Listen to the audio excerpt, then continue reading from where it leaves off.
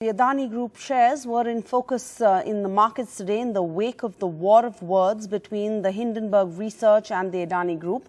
Before the markets opened, Hindenburg had released a response to the Adani Group's 413-page response to the Hindenburg's original report.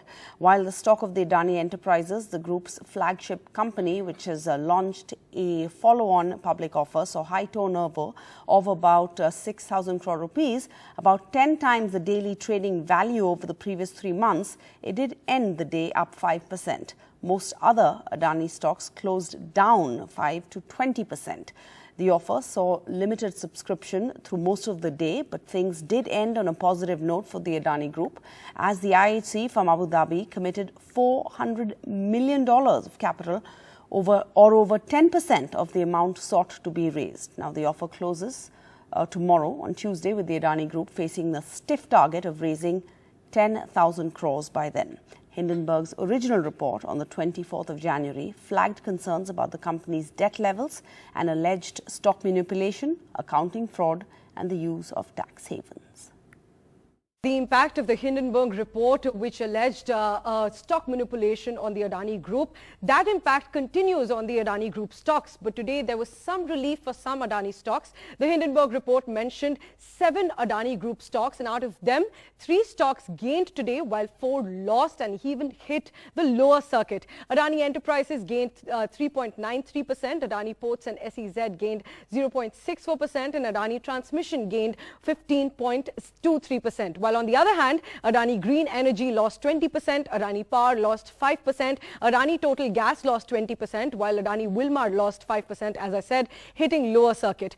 Overall, Adani Group's listed companies lost $72 billion in the last 3 sessions ever since the Hindenburg report came out. The Adani Group also released a 413-page rebuttal to the report, in which the group called it a calculated attack on India. Now, in response to this, the Hindenburg Research Group said that Adani Group's response tried to lead the focus away from the substantive issues and instead stoked a nationalist narrative. In another rebuttal, the Adani Group said that Hindenburg misled investors when the group has launched the country's largest follow-on public offer.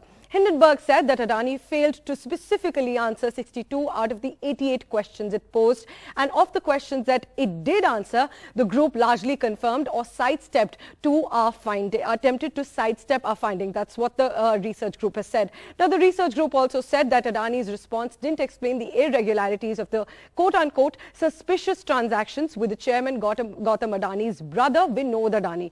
Adani Group in response has said that Vinod Adani does not hold any managerial position in any Adani listed entities, and they said hence these questions are irrelevant and they can't comment on these allegations.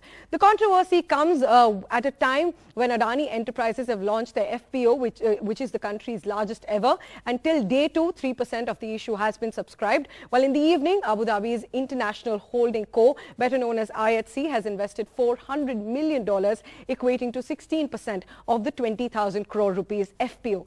The group's CFO says that the issue will be fully subscribed on high institutional demand. Their report is full of 68 of their 88 questions are full of such misrepresentations. Now, their bogus, misleading, misrepresenting report has caused a loss to domestic investor base. The first thing our legal team's evaluating, they'll evaluate and see what happens. If they have to face justice, they have to face justice in India first.